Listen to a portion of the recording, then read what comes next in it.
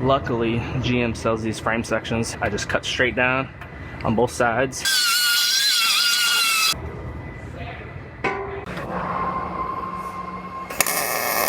I have a GMC Yukon here.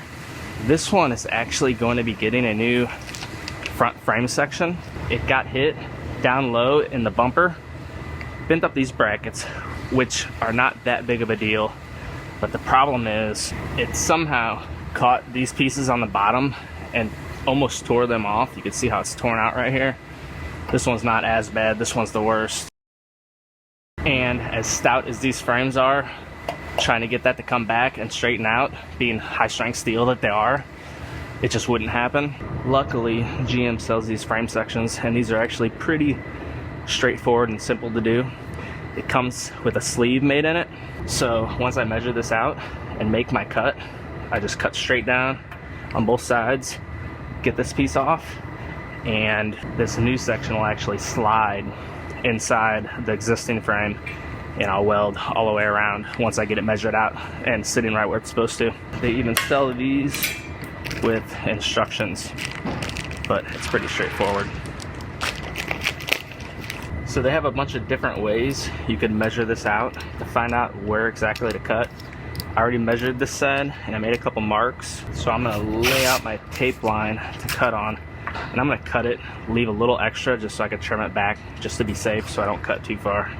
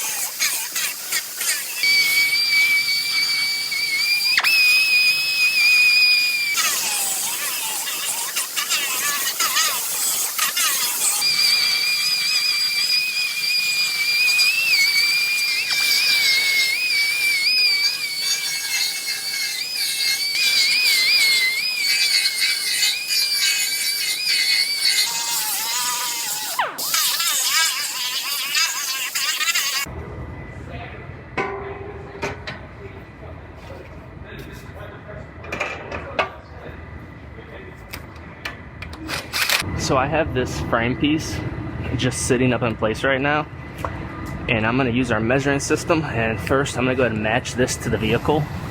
So I will go to 5 points in the center section of the vehicle, and then I'll match the system to the car.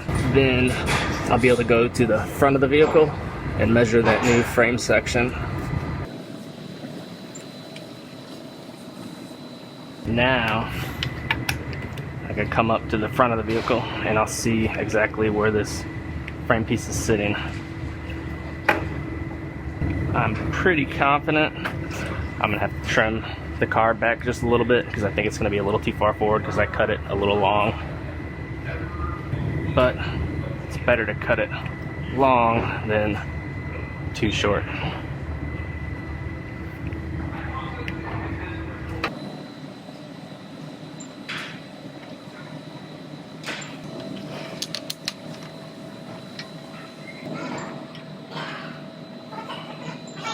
So it looks like, just like I expected, I'm gonna need to trim about 4 millimeters off of each of these.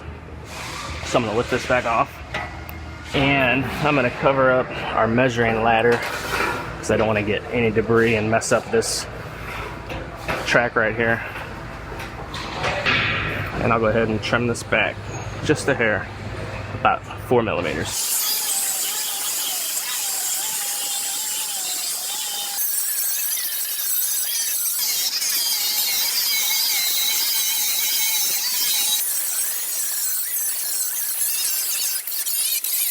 see here that I put a 45-degree bevel on the end of the frame rails as well as on the new piece. I'm going to change the way I have this set up just a little bit, then I'm going to set my new piece back up in there.